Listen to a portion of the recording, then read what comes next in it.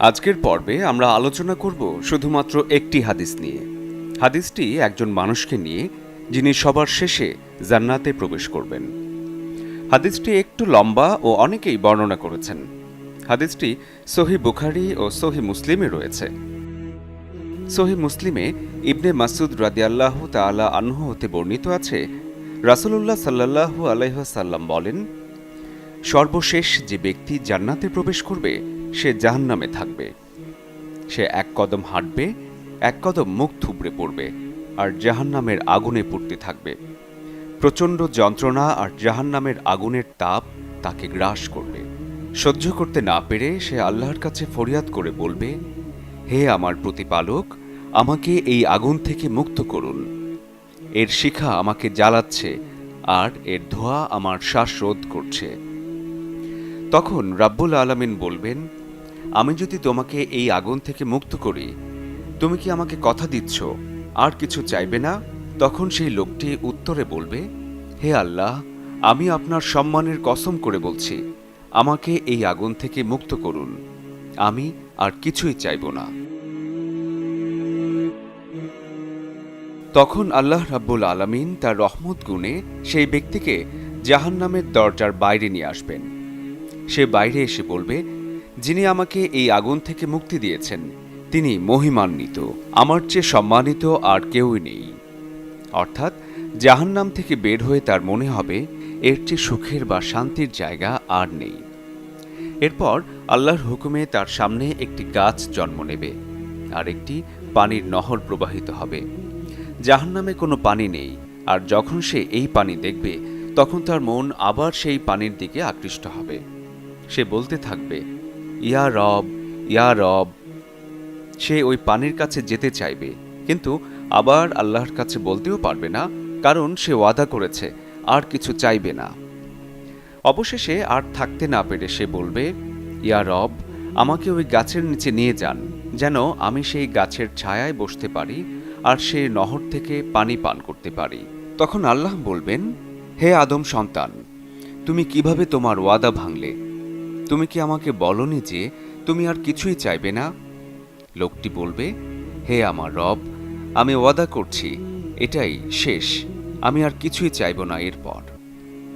আল্লাহ তখন তাকে সেই গাছের নিচে নিয়ে যাবেন, কারণ আল্লাহ জানেন যে কোনো মানুষই এমন পরিস্থিতিতে নিজেকে ঠিক রাখতে পারবে না।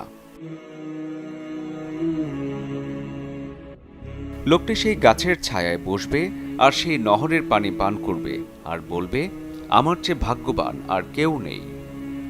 এরপর আল্লাহর হুকুমে কিছু দূরে জান্নাতের দরজার সামনে আরও একটি গাছ জন্ম নেবে, আগের চেয়ে বড়, আর সেই গাছের পাশ দিয়ে বয়ে যাবে ঠান্ডা পানির নহর। এটা দেখার পর তার আবারও ইচ্ছা জাগবে ওই গাছের নিচে যাওয়ার, কিন্তু লজ্জায় সে কিছু বলতে পারবে না, কারণ সে ওয়াদা করেছে আর কিছু চাইবে না। কিন্তু শেষ পর্যন্ত আর থাকতে না পেরে সে বলবে, ইয়া রব, আমাকে ওই গাছের নিচে নিয়ে যান, যেন আমি সেই গাছের ছায়ায় বসতে পারি আর সেই নহর থেকে পানি পান করতে পারি। তখন আল্লাহ বলবেন, হে আদম সন্তান, তুমি কিভাবে তোমার ওয়াদা ভাঙলে? তুমি কি আমাকে বলনি যে তুমি আর কিছুই চাইবে না?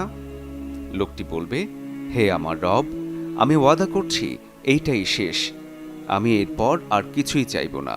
এরপর আল্লাহ আবারও তার রহমত দেখাবেন আর সেই লোককে জান্নাতের দরজার পাশে সেই গাছের নিচে নিয়ে যাবেন।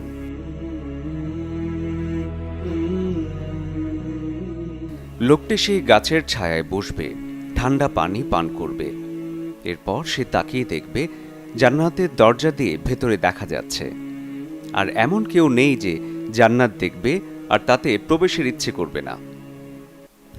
জান্নাতের ভেতরের গাছ, ঘরবাড়ি, নদী সব দেখবে, জান্নাতের ঘ্রাণ পাবে। ফলে সে আর নিজেকে আটকে রাখতে পারবে না। সে আল্লাহর কাছে বলবে, হে আমার রব, আমাকে জান্নাতের ভেতরে নিয়ে যান। আল্লাহ বলবেন, হে আদম সন্তান, তুমি কিভাবে তোমার ওয়াদা ভাঙলে? তুমি কি আমাকে বলনি যে তুমি আর কিছুই চাইবে না? লোকটি বলবে, হে আমার রব, আমি ওয়াদা করছি এটাই শেষ, আমি এরপর আর কিছুই চাইব না। এরপর আল্লাহ তাকে বলবে, জান্নাতে প্রবেশ করো। সে জান্নাতে প্রবেশ করবে, কিন্তু দেখবে সেখানে কোনো জায়গা নেই। সে বলবে, হে আল্লাহ, এখানে তো কোনো জায়গা অবশিষ্ট নেই, আমি কোথায় যাব? আল্লাহ বলবেন, হে আমার বান্দা, আমি যদি তোমাকে জান্নাতে একটি দুনিয়ার সমান জায়গা দেই? তখন লোকটি বলবে, ইয়া রব, আপনি সব কিছুর মালিক, আর আমি সামান্য এক বান্দা, অথচ আপনি আমার সাথে ঠাট্টা করছেন। অর্থাৎ তার বিশ্বাস হচ্ছে না যে তার মতো একজন মানুষকে আল্লাহ একটা দুনিয়ার সমান জায়গা দেবেন।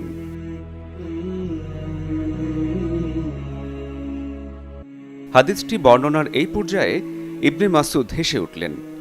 তখন তাকে হাসির কারণ জিজ্ঞেস করা হলো। তিনি বললেন, আমি হাসলাম কারণ রাসূলুল্লাহ সাল্লাল্লাহু আলাইহি ওয়াসাল্লাম ওই সময়ে হেসেছিলেন, এবং আমরা যখন তাকে জিজ্ঞেস করলাম, হে রাসূল, আপনি কেন হাসলেন? তিনি বলেছিলেন যে, আমার আল্লাহ হাসবেন যখন লোকটি এই কথা বলবে।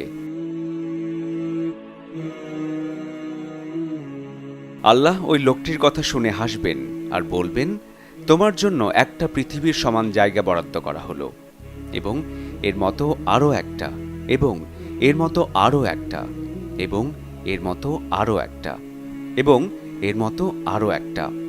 যখন আল্লাহ পঞ্চমবারের মতো এটা বলবেন, লোকটি চিৎকার করে বলে উঠবে, হে আমার রব, আমি সন্তুষ্ট, আমি সন্তুষ্ট। অর্থাৎ লোকটি জান্নাতে 5টি দুনিয়ার সমান জায়গা পাবে। কোনো কোনো বর্ণনায় আছে 10টি দুনিয়ার সমান জায়গা পাবে, তবে তা আল্লাহই ভালো জানেন।